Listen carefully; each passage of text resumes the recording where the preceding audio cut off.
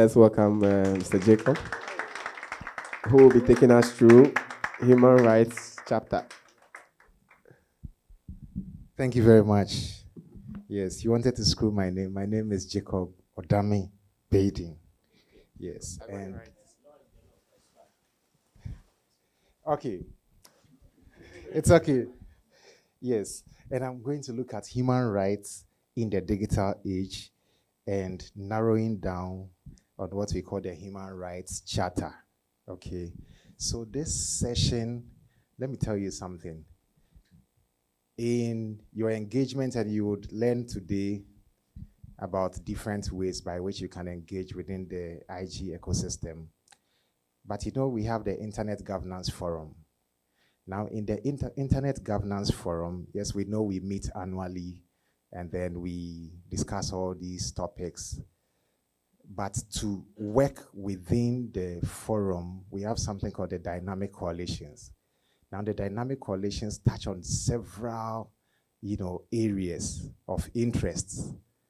Now, let me give you an example. We have the dynamic coalition on IG schools. So for this GhanaSIG program that EGIGFA organizes, we have joined the IG schools, the dynamic coalition.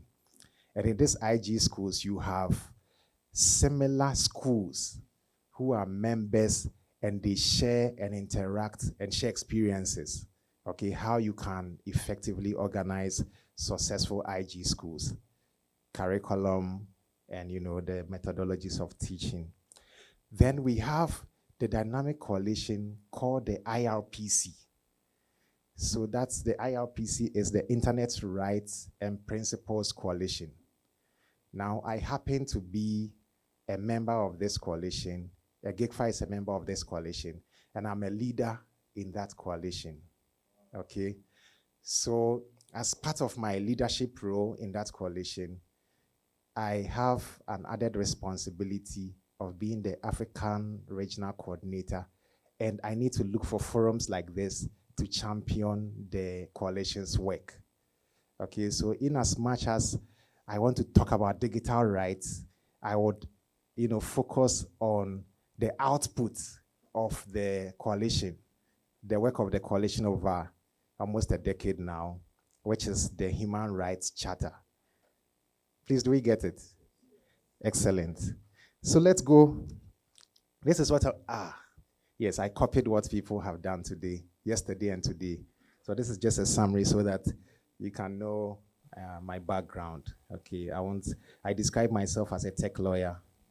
Yes, and then let me also mention this. I'm a co-founding partner of Fusion Legal Consult, and I'm happy to mention this because we were able to provide some sponsorship for this year's GhanaSIG. But that is my little profile and education.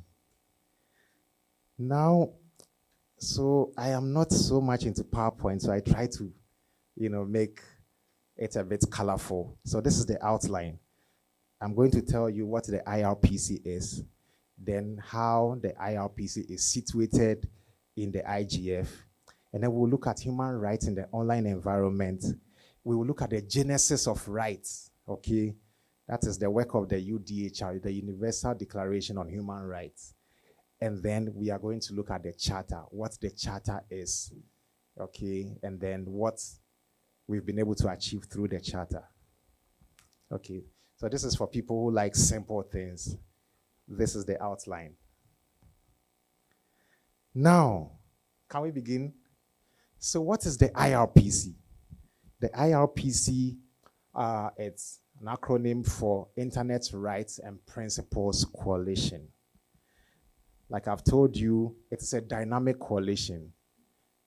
You have people from all over. So if you are an individual or you are an organization who is interested in human rights, then that is a place for you to be. Okay, so it's an open network of individuals and organizations. It is based at the UN Internet Governance Forum. And we know that the UN Internet Governance Forum, when we are talking about a platform where we meet to discuss. So it's not like a physical location. Okay, so it's one of the dynamic coalitions. And then it's committed to making human rights work in the online environment just as it does in the physical environment. Yes, so we know we have rights. How do we take the rights that we know and get them to work in the online environment as we gradually move our lives totally into the online spaces? Can I continue? Yes. So, I mentioned what the Internet Governance Forum is. And I know by now you know what Internet Governance Forum is. Okay. Yes. So, the most important thing here is multi-stakeholder. Okay, multi-stakeholder means that you would have people from various, backgrounds, whether technical, whether from the academic community, civil society, businesses, wherever you are coming from, you can become part of the IGF. And again, also in the coalition. So you'd have someone who is very technical and they are interested in human rights issues. You have someone who is an advocate from the civil society side. They are interested in human rights issues and they have their unique interests, okay, when they come to participate in the work of the coalition. So it's open, okay, and we know the definition of internet governance. That one I won't bore you because I reviewed your application. I saw how people were able to research and give us all the definitions for internet governance. Okay, so when we talk about human rights and principles for the online environment, what are we talking about? We see human rights, and then we see principles, and then we see online environment. So human rights is actually rooted in international law. What that means is that you are talking about laws that apply globally.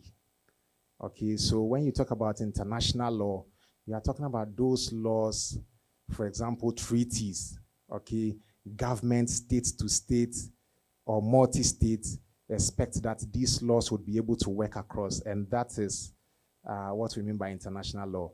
And human rights sits within international law. It's very key, we'll talk about that.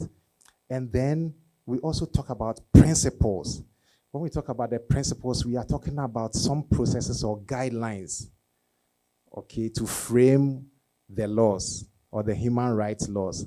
And then when we talk about the online environment, I've already touched on that we have human rights, but we need to get them to work in the online spaces. Remember that when it comes to the application of the law, we have especially the enforcers, whether the police or the interpreters, the judges, most of them are, or it's an environment that is quite, for want of a better word, it sits like within tradition, okay? So we need to be able to get these people to know and understand that what we mean by human rights in the physical spaces is very applicable in the online environment. Yes. Now, you ask yourself, why should we champion human rights in online spaces? Okay. We need to champion this because of the issues. Today, we are all online. Yesterday, my colleague talked about the fact that we have several devices. People have 2 or 3 devices. You have your laptop minimum, you have your phone, and you are engaged online. And there are some issues that are coming up in the online environment, and they are issues that when you come to the physical spaces, we are trying to safeguard by way of human rights. Now, we talk about issues like digital divide, and you may see it as a simple, term, but it affects a lot of rights. Digital divide means that, let's say Accra, you have access to the internet, you go to Sunyani or you go to Tamale, and you don't have. And you have to have access to education, for instance. And now you know that for you to access education. Sometimes we are going online. So the digital divide can automatically affect your right to what?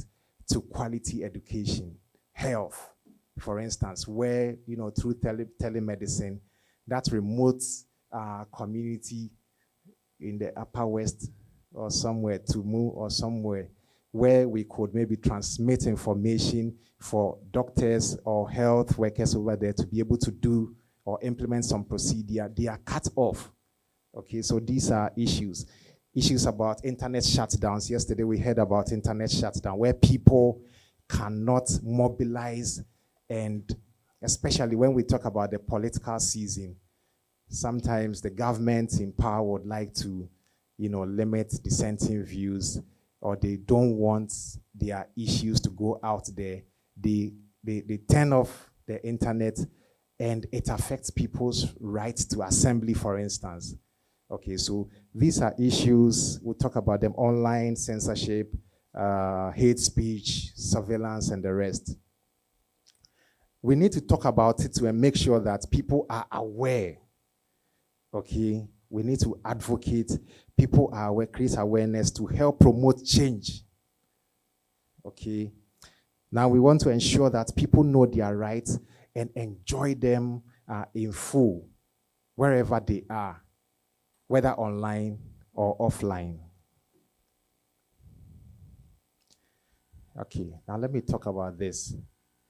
Now we need to think about the genesis of rights.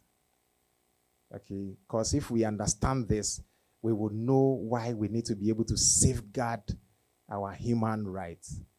Now, over the years, we've experienced the World War, two world wars, right?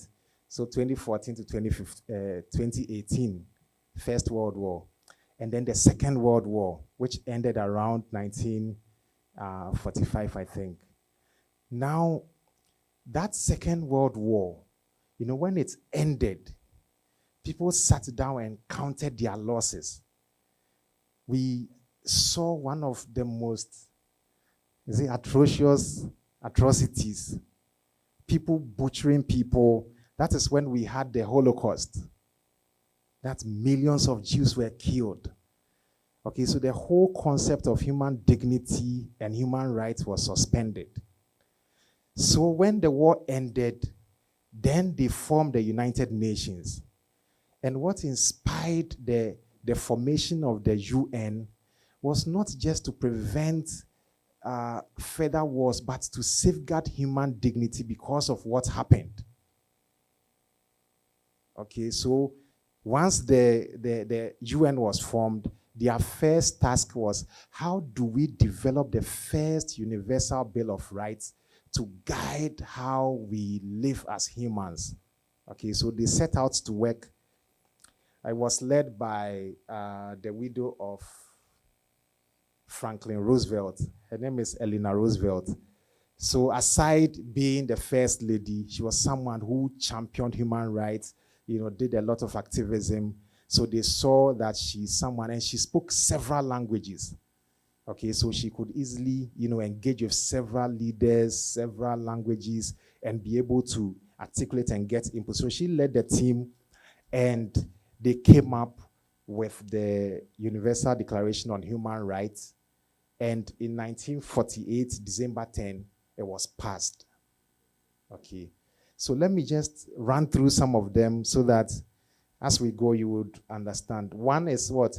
We are all born free and equal. That is one. Two, everyone has rights despite differences. All have the right to live and live in safety. No one may enslave you. No one may torture you. You have rights no matter where you travel. So that is the international nature of human rights. Okay, so you don't say, I have the right to live in Ghana, but you get to the US, you don't have the right. It is universal. And human rights are protected by law. No one should be unfairly detained. All have a right to a fair trial. All accused persons are innocent until proven guilty. All have a right to privacy. Yesterday, we heard about privacy. think about when they came up with these laws. Yes, we had the radio, but we didn't know that we were going to get, or maybe people had that foresight. Now we are in the online spaces, and anytime we talk about data privacy, you don't even think about the privacy in your homes. You think about what? The privacy in online or digital spaces. Okay, but they thought about this then. All have rights to move freely, freedom of movement. All may enjoy asylum from persecution. All have a right to nationality.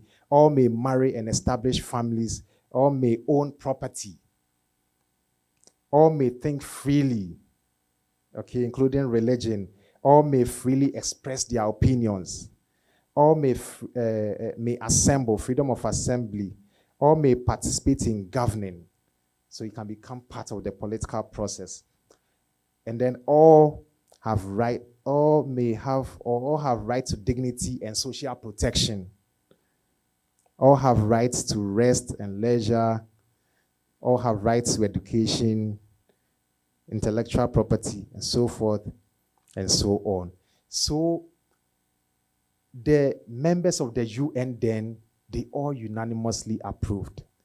And every other country that joined the UN accepted that these rights are rights that should be protected. Okay. Once they ratified or adopted this, when it comes to international law, your country would go and accept. But what you do when you come home is to integrate them into your national laws. Then it becomes binding in your home soil. So that's what most governments did. What the government did was, right after they signed on for the adoption, they went back to their respective countries and they placed rights at the center of their national constitutions. Okay, so not just when it comes to hierarchy of laws, we have the constitution, then you have the statutes, the acts of parliament and the rest, but they placed them in their national constitution. Why did they place them? This is a law class. Why did they place them in their national constitution?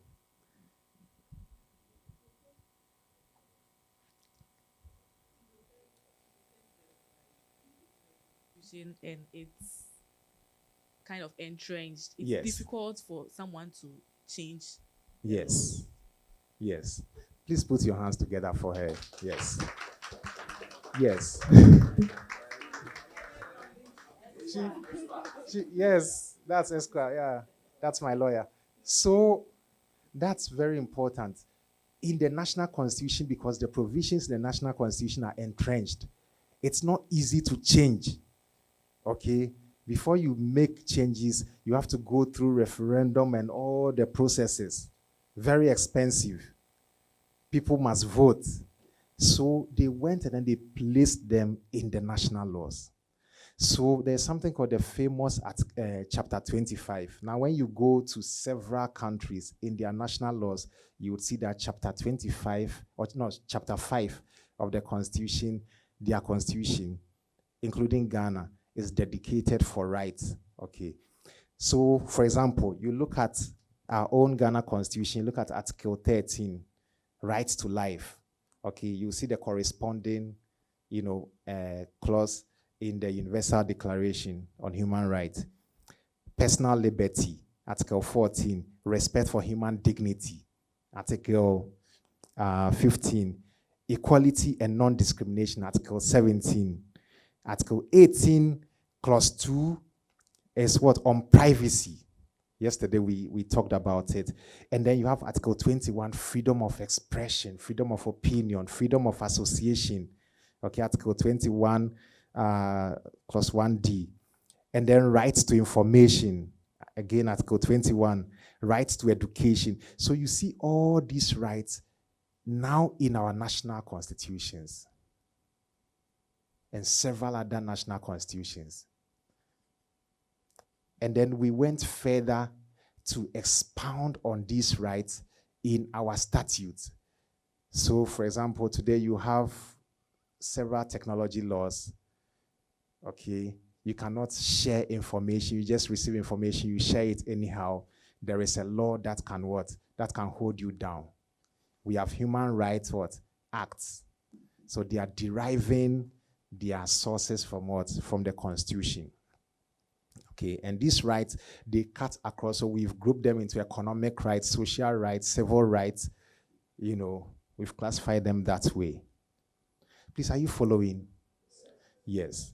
Because when we understand this and we understand the importance and we talk about the work of the charter, then you can be a champion. And my goal here is to whet your appetite so that if you are thinking about engaging in the Internet Governance Forum, you would find the right, coalition, dynamic coalition as a place to go and contribute. Okay, so what is the IRPC Charter? What is it? What is the IRPC Charter? It is a comprehensive framework anchored in international human rights law and norms. And I've explained to you what international laws are. It draws on the Universal Declaration on Human Rights. So what the IRPC Charter does is that it's trying to now translate the rights contained in the Universal Declaration on Human Rights that has been entrenched in national constitution and linking them in how they apply to online spaces. Okay, so once this charter is sold to you, you don't see it as some strange rights coming from somewhere. Look at the provisions. The provisions are exactly what is contained in the Universal Declaration on Human Rights. But then we are linking it to online spaces and how people can enjoy their rights in online spaces. It is the outcome of collaborative work involving several stakeholders. So like I told you, the dynamic coalition itself, okay, on human rights is very, it's dynamic indeed. Okay, you have several stakeholders.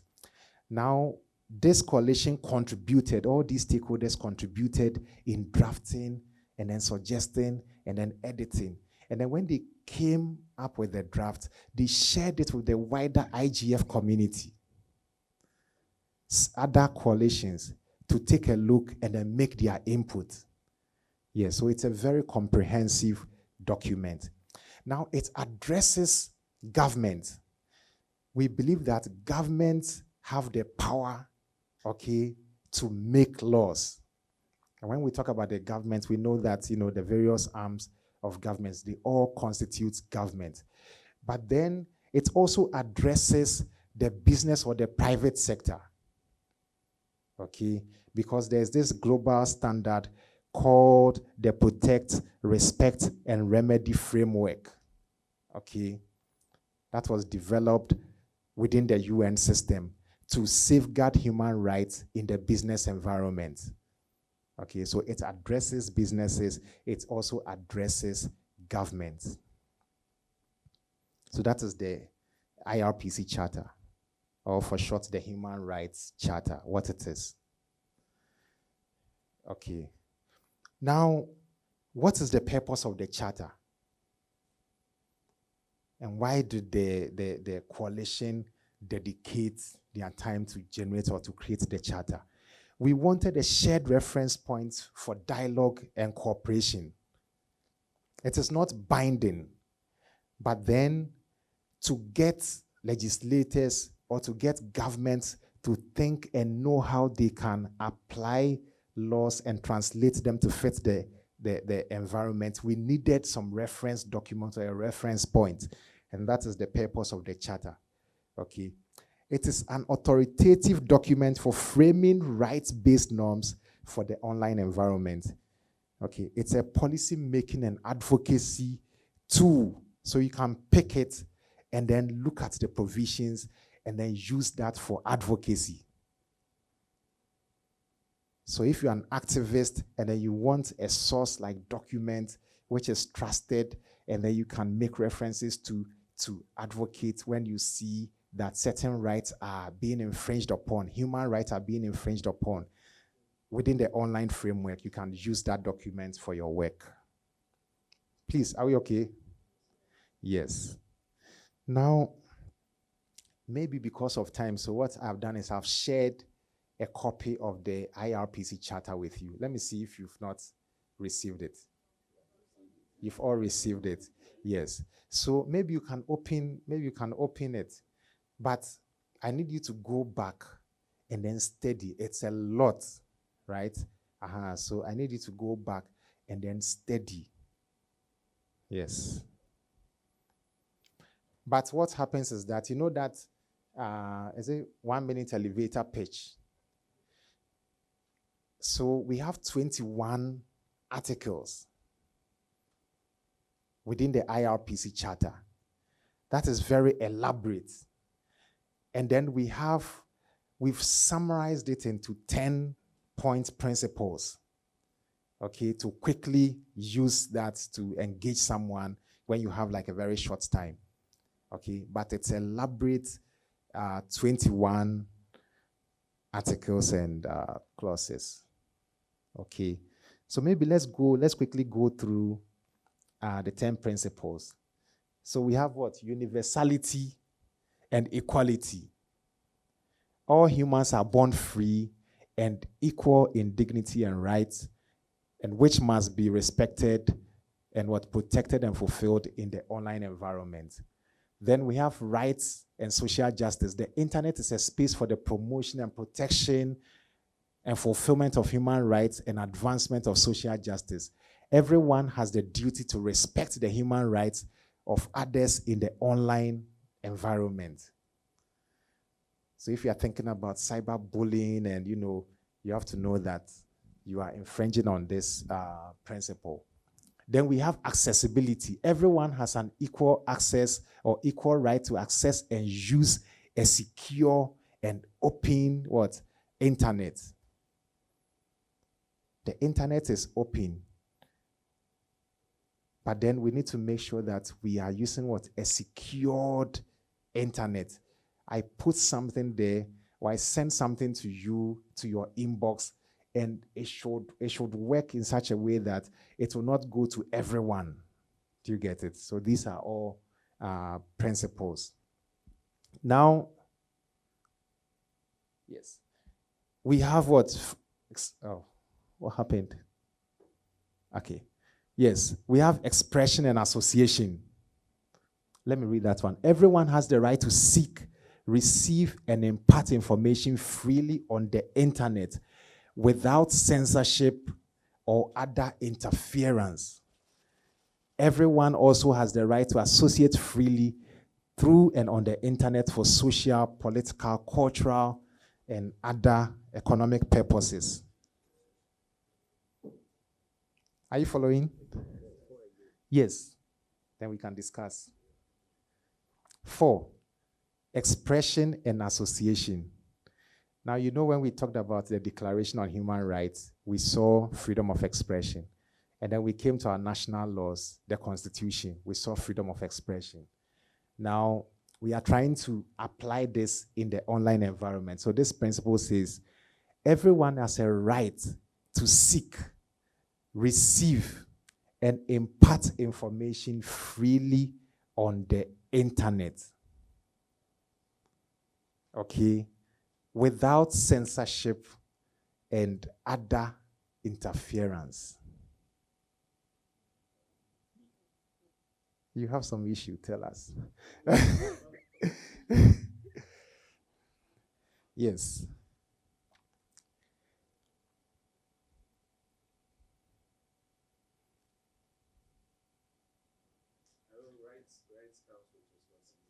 Yes. And of course, this that you're telling us, posting anything or freely expressing whatever you want to post. Freely on the internet. But again, we have laws guiding certain jurisdictions. So I believe, although you have the right, free censorship to post and other things, certain things should hinder you, especially with the censorship ones. Mm-hmm. So in a particular jurisdiction, you don't have the rights to post certain things. Mm-hmm. And I think that would apply to that. Yes. Yes. So you cannot share everything. Rights come with what? Responsibilities. So you would see that there are laws that would provide, for example, certain state agencies to step in. So you cannot just pick someone's note picture and then you just start sharing. Okay, you'll be offending a particular act. Okay, and then that will be what? A crime, and that will go after you. You get it? So anytime you have rights, you have what? You have limitation, and the government can implement some proportionality, some proportional what? Force, okay, or restraints to your actions. So that's a good one. Okay, so it doesn't mean that, yes, you see that this is what is written, and then you just go and then say, hey, I can do A, B, C, D. Like I told you, these are principles, they are suggestions about how we can enforce the rights in the online spaces. But you don't just go and do what you like, because in the national laws also, they've put like what limitations, what government can do. And so you need to know that when you are doing something online and physically in our criminal laws, okay, you have to check, does this one, can I do this in the offline environment? So just like you want the rights to apply online, step out also and then look at what's the offline environment and see, can I do this? Else you would also have advocates who are saying that those offline laws should go after people when they do A, B, C, D in the online environment. Okay. So where did we get to? Privacy and data protection. We talked about that yesterday. Okay. Everyone has the right to privacy online. This includes freedom from surveillance. Okay. The rights to use encryption, the rights to online anonymity. Everyone also has the rights to data protection, including control over personal data. Now, when you look at the Data Protection Commission, we have the laws, and then you also have the Cybersecurity Authority. Now, when you look at these two, they are acts. You realize that you cannot just do things anyhow. Okay, so you want to make sure that the state protects your rights, but you must also be careful, okay, not to, as a business, treat people's data anyhow. They will come after you. And you must also make sure you won't get into the area of cybersecurity breaches, cyber crimes, and the rest, because then the laws would come after you. Then you have rights to life, liberty, and security.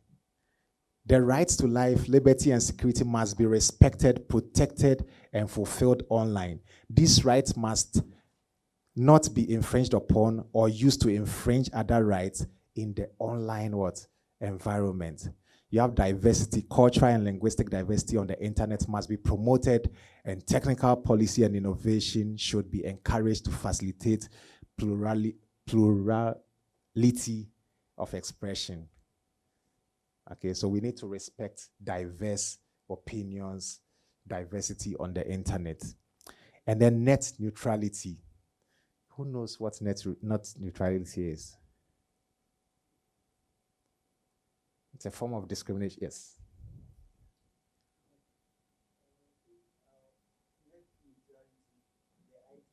Yes. It's an IT term. Oh, sorry, yeah.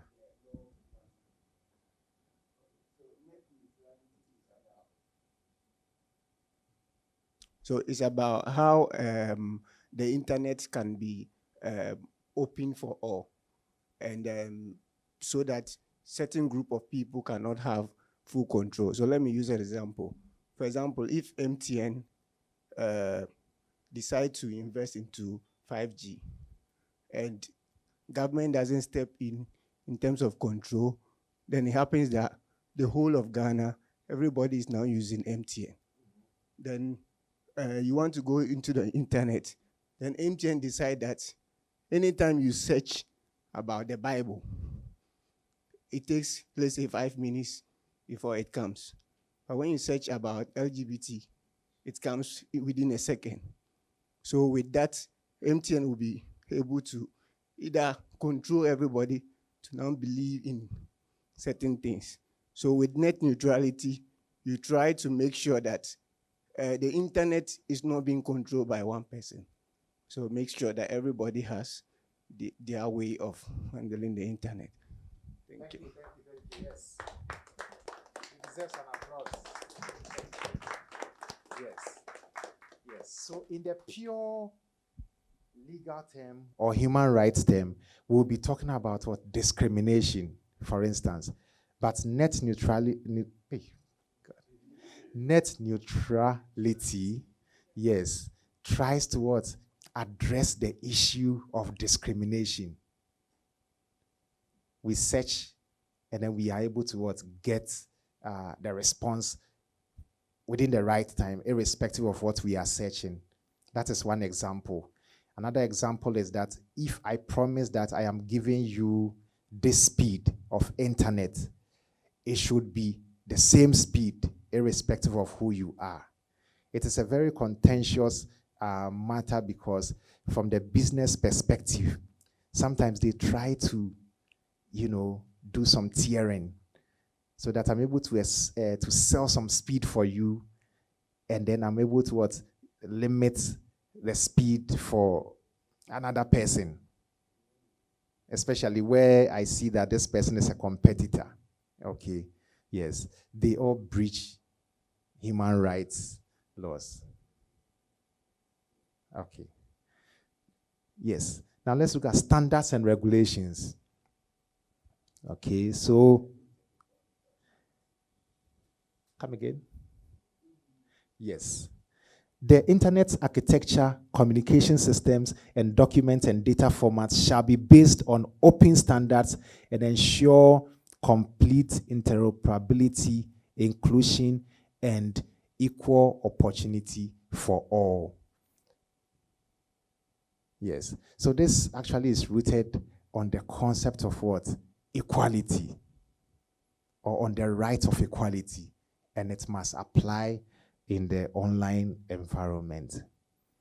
Okay, and then we talk about governance. Human rights and social justice must form the legal and normative foundations upon which the internet operates and is governed. This shall happen in a transparent and multilateral manner based on the principles of openness, inclusivity, participation, and accountability. So we know the internet. Yesterday, someone shared the beginnings or the basis of the internet. And the internet thrives on the principle of what? Openness. Okay, end to end. We can all grow the internet. We can all use, we can all participate. Okay. And then we can all, when it comes to the participation, we know about governance. So the term internet governance, where several stakeholders can participate and join in the policy development processes of how the internet should be shaped. It tells you that there is some global governance, but it is very open so that everyone can come in and participate. Okay, so these are the principles, and I would encourage you to look at the charter itself. So the charter expands these principles into 21 articles.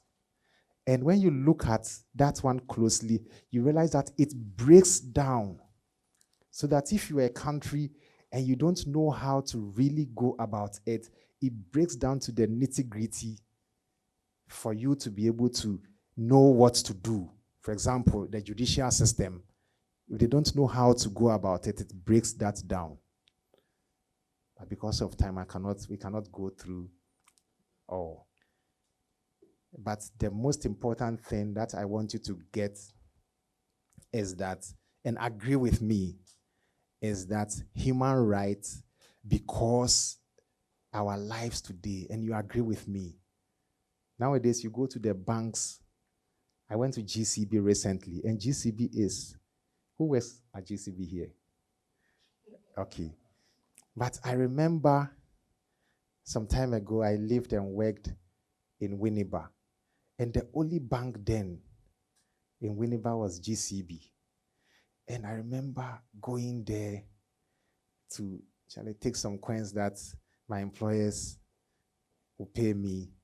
And the queue and the people, you just get there and you feel depressed. It's like a whole day journey. And then now what happens? I went there recently and the place was just vacant. And my relationship manager says, look, now you can do everything. Account, transfer, Momo. You don't even have to go there unless you have some transaction B. Do you get it? It means that we are really going what? That's just one example. We are going digital. We are going digital. There was a time, I don't know whether I told Raymond, I was at JFK and I was hungry. Raymond, serious. I was so hungry. I wanted to get some food before the flight. And I queued, not knowing, before you get to the place where you pick the food, everything is like, you have to use the card. Now I got there, and then I asked the lady, oh, can I pay with cash? I'm seeing that everyone is just swiping. She says, no, we don't take cash. That day, I went back, looked for another shop, and then when I got there, I just wanted something. And what I could get there was chocolate. The first thing I asked the gentleman, can I use cash? He says, oh, of course. If not for that, I would have starved because I was very, very, very, very hungry. You see, so our lives have changed dramatically. And so we need to be able to ensure that the human rights that we enjoy in the offline environment is applicable, okay? So that you are safe, I am safe, we are all safe. Yes. So that we continue to maintain our dignity, okay?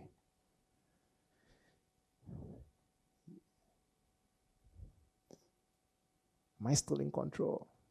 I think so. Okay, so this is what happened. This is to show you that the charter is so important that it has been translated into several documents. The charter, in fact, when you read the preamble to the charter, it tells you that it is a living document. That is, by the way, how we describe our constitution. The constitution is a living organism capable of what? Growth and development, which means it's not static. So that if someone looks at the charter and says that, look, I think this particular clause, we need to phrase it this way, we can always add up, we can subtract to make sure that it's okay. It has been translated into several, I'm not able to move to the next. Okay, it is translated into several languages. Okay, so all the languages over here.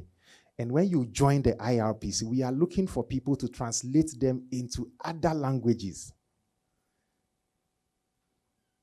Okay, so those of us who are interested in the wiki project that Stephen talked about, maybe you can come with the same concept. If you want this and you participate in the IRPC, you can maybe secure some funding to go that path. Okay, so we need more translation. And that's why we need more participation. Now, this slide actually tells you how the Act has been used to effect change in several parts of the world. Okay, so this is to encourage you that you can use this Act. You can go to your parliament. You can see Sam George, the Honorable Minister. You have some leaders or some people in positions. I think Sam George is very engaged within the IG ecosystem. So he's somebody who I believe is well placed. But there are people who will be holding portfolio who should be able to effect these changes, and they may not know. But now that you know, you can carry this document, you can show, look, we can do this, we can do this, we can do that. Okay, and you yourself can champion campaigns like what has happened in several parts of the world. So you can see, for example, the charter in the Spanish Senate, okay, and also what it has been used for in New Zealand. Okay, and we have more resources. Okay, so I've given this to you. You click on it, it's already linked, and then you can read about how, you can read more about the charter in several documentaries. Okay, that tells you the impact of the work. Yes, and can I end here and then give you the chance to ask any questions at all that you have? Thank you.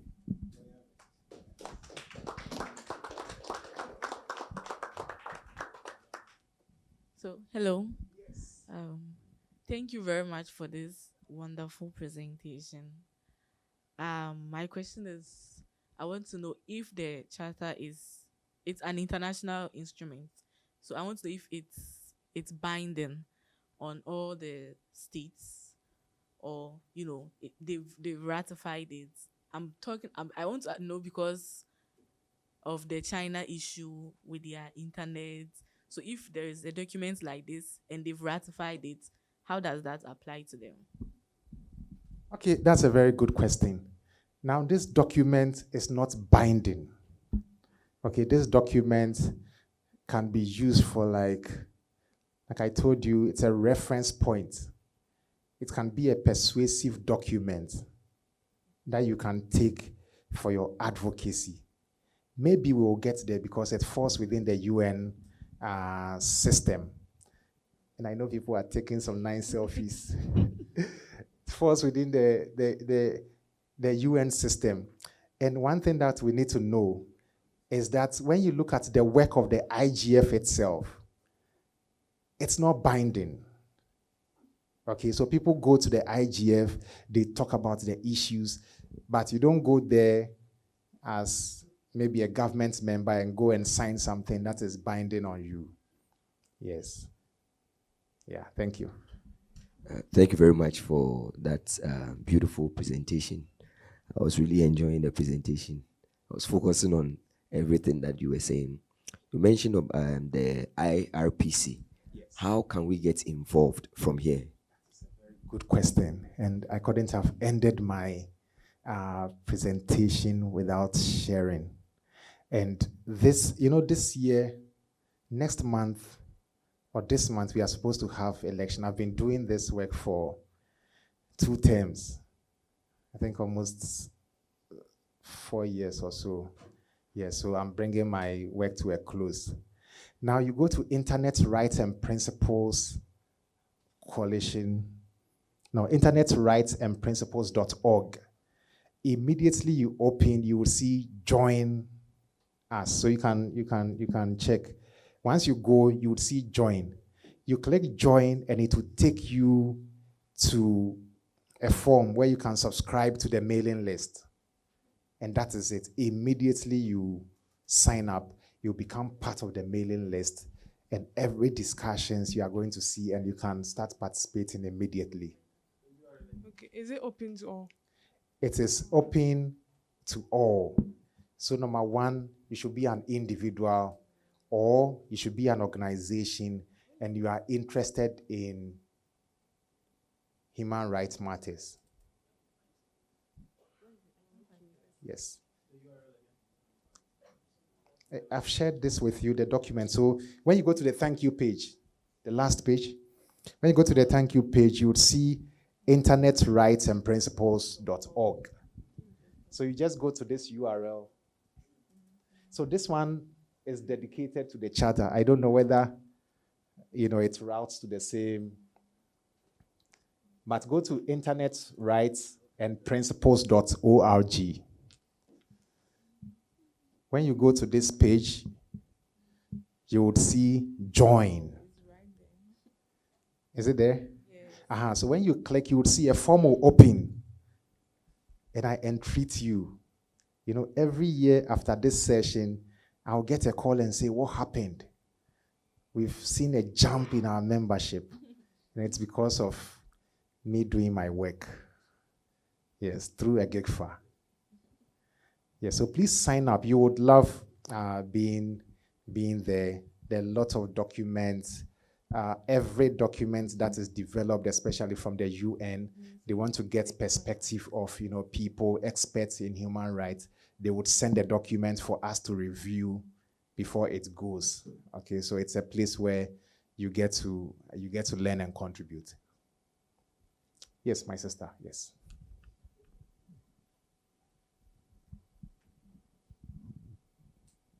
Okay, thank you very much for this enlightening session again. You're welcome. Well, I've been thinking about this, that we all know that the internet is an open environment, but my mind, I don't know if I'm the only one, but I see a trend which I am calling as an academic, the modern slavery. We are using the internet to enslave ourselves as people of Africa. Why am I saying this? We know that we have our rights, just like I can walk around. Just like we were here many, many years ago, a group of people came. They never put guns on our forefathers to give our brethren to them. We willingly gave our family members out. No white man, according to history, ever held a gun to any black person and say, give me your colleague. They came with items. Before you take the item, do what? Give me a human being. They never forced us. Now, we are doing a similar thing, especially me being an academic. We publish articles, or we write articles, and we put in Western journals. My own article, before I get access to it, I'm being asked to pay. We are at AAU. African universities pay so much in foreign currency to get access to content from outside, which, though we are contributing very minor elements to. So I have been saying that with the internet environment, in a few years' time, our own items we have posted online, there will be, I will call it extortion. That's why it's another level of slavery. We'll have to be paying them to get access. I ask young people every day, do you have photo albums? No. Where do we save our pictures now? Online. Do you have any agreement with Facebook that says, tells Facebook or Snapchat to keep your photos for you for life? We have all coded these platforms. So tomorrow, my great-great-grandchildren want to know who I look like. I don't have a photo album. It's on my Facebook account. And when I die, who knows and by then that generation, all my friends would have died.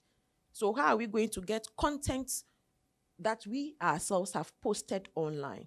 So when we talk about human rights in the digital environment, it is very broad that we must all be thinking about it. Yesterday we were educated that at least Ghana government has taken the initiative not to store our government-related information on Western servers. That is one way to go about it.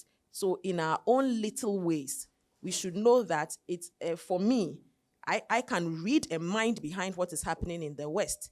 They come, sorry if I'm talking too much. I received an application from an institution in the UK called Endangered Archives. This is a project that someone wrote from Ghana for sponsorship, and they sent to me as an expert to review. And I didn't accept or approve the project. This is because the person wanted to archive, I've forgotten, I think the name, but it's our land titles, which it is true they are deteriorating, I'm sure, in a building somewhere in Accra. So this gentleman, who is not even any top official in the organization, has written to Endangered Archives for them to give him funds to digitize the document, which is a good one. But the clause is that it must be saved on the servers of Endangered Archives in the UK. government of Ghana property, what will happen to it tomorrow? Is it for us? So if they take our land documents to come and tell us that the land belongs to them in future, what do we say? So I didn't approve the project. And the person may think that he or she didn't write a good project. So for us as information professionals, when we are digitizing, we advocate for local storage or servers that we have control over. Once we give to institutions, we are again selling our rights to these institutions in the Western world. And one day they will tell us, pay before you get access to these things. And then it's another level of slavery. So lawyer, if you understand my perspective, we can start putting some academic discussions together. Thank you. Thank you so much. Thank you. Thank you so much. Thank you. Yes, what you raised is very important. The internet is open. The human rights issues that we discussed online itself. No, there is a hand online as well, so maybe after you explain. So let me just make a comment. We need to move. So we have all these open tools. We have access through, ICANN and the rest. Okay, we can get our own domain names. We need to shift the mindset from consumption to we creating. That is what everybody is doing in China, in Europe. Yes, these advanced countries have developed a lot of platforms, but we need to sit back and then develop African projects owned by us. Okay, we are talking about the AI, we are talking about ChatGPT. Yes, I know that there are chips that are very high-end. I think the American government is restricting companies like NVIDIA, okay, from selling to maybe China and other countries that they consider as adversarial, countries. But then they also realize that even the low chips that are available, you heard about DeepSeek. Yes, very low-end chips, they were able to use them effectively to generate a product that can rival ChatGPT, for instance. Yes, we can come home and then know that, look, we need to move from the consumption, it is available, we can use, to we creating something on our own. Because whether we like it or not, we are providing the data that is training this module. Once you ask a question, even with your location, it's enough data that, okay, this person is standing here at Carnation and asking this question. It's enough data to start training their models. But we need to build something on our own and then own it. You can start from somewhere. Else, yes, I agree with you that we are giving a lot. And the clause is that, when you download these applications and you start using it, there is some consent that we didn't even read. And that is an exception to data protection, if you remember yesterday, that if you consent that do this, then the data controller can process. Yeah, so thanks so much for raising this. And yes, we need to think about working around something. Thank you so much. Okay, so my sister Fanny, if you can hear us, okay, you are the last person since we are out of time. But we can keep the discussions, going in the room. After. So Fanny, if you can hear us, you can unmute and speak. Okay, I think she's off as well. So let's read the last question in the chat so we can balance it. So there's a comment here. It said a good submission, only that the reality of our local infrastructure is questionable at best because of poor maintenance culture. So I think it's just a comment to we are trying to respond to. Yeah. Okay. So I think maybe you can give your final remarks whilst we end for this session. Yeah. One last question. Do we have gender balance in the questioning?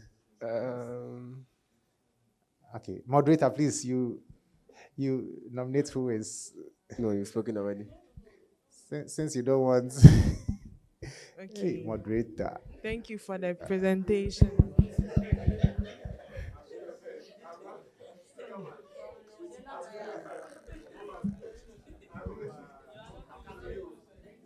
Okay. Please go ahead. Yes. What legal protection do Ghanaian students have if their digital rights are violated online? What rights? What legal protection Yes. do Ghanaian students have Yes. if their digital rights are violated online? Yes.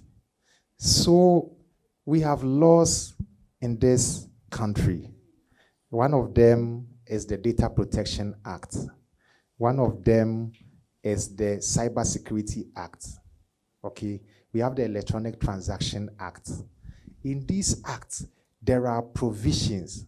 One of the things that I would advocate for is to try and then pull out the human rights element and then put them all. I know there's an HR Act, but we need to be able to bring all these things together, especially the ones touching on the online spaces. Yes, so you have rights. For instance, from the data privacy or the data protection presentation, we saw that your personal data, when it is misused, you can report to the Data Protection Commission, and they will find the data controller that has breached. Okay, and you can go to court, talk to your lawyer. They will listen to your issue.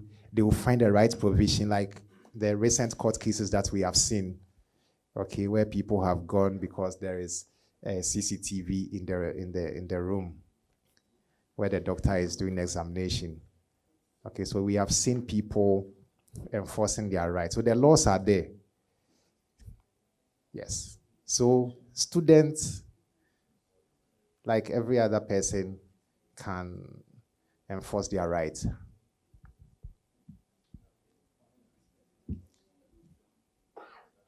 Yes, there's a question. Okay.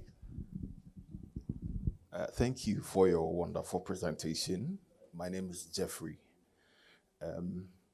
My question has to do with digital surveillance. I think back in 2020, I was in church having a discussion with a friend, and he was talking about a mythical beast in Greek mythology, something called Leviathan or something, a very gigantic beast. So I go home. Immediately I go home, I opened my Facebook. The first thing I saw was the Leviathan. And mind you, I had never searched anything relating to Greek mythology or something. I opened my Facebook, the first thing I saw was Leviathan. I'm saying, hey, why? Is Facebook listening to my private conversation or what? So I got scared. I felt I was being spied on by Facebook. So my question is regarding digital surveillance. How sure are we that we are being protected and these third-party companies are not exploiting our personal data, are not recording our personal data, and then using it for other non-specified purposes? Thank you very much. I think this is a very important question you've raised, because I have experienced it, and I don't know whether people have experienced it here. Let me see by hands if you've experienced it, where you are having a discussion, okay, and then you open your app, or you are discussing some car you want to buy, or a shoe you want to buy, or something. Yes, and then you open, and then, so the technical people, I want you to tell me what happens. Is it that the devices are listening to us? Yeah. Okay. So.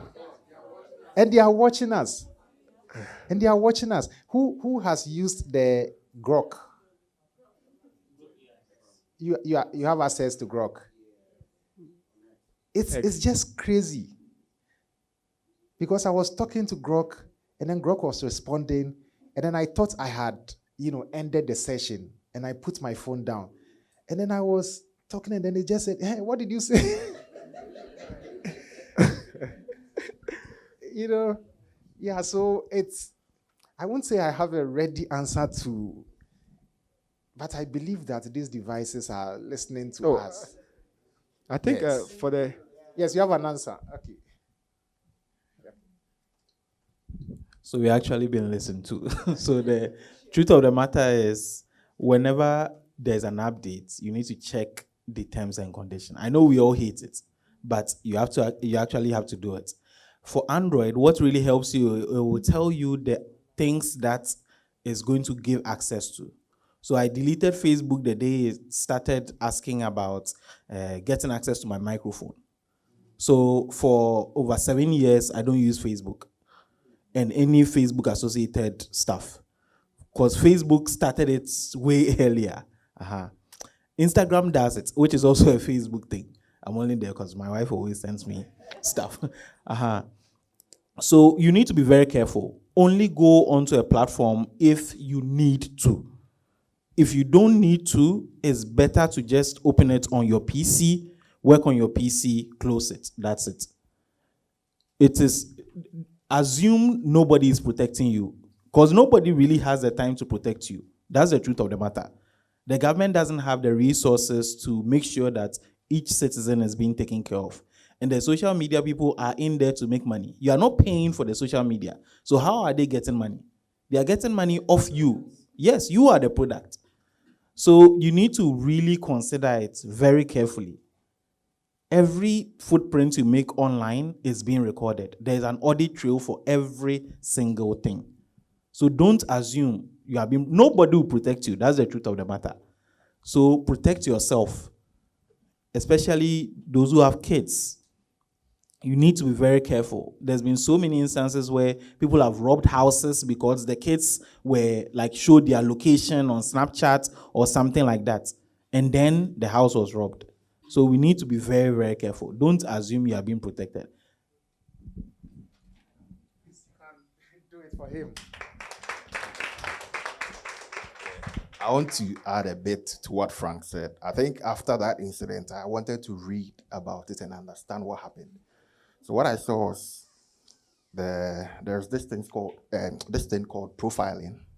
So whatever you do, let's say on Facebook, even if you watch a video and you don't interact, it's recorded somewhere. The data is kept somewhere. If you like, it's kept somewhere. If you comment, whatever you do is kept somewhere, and it's profiled to you. Your personal data is profiled.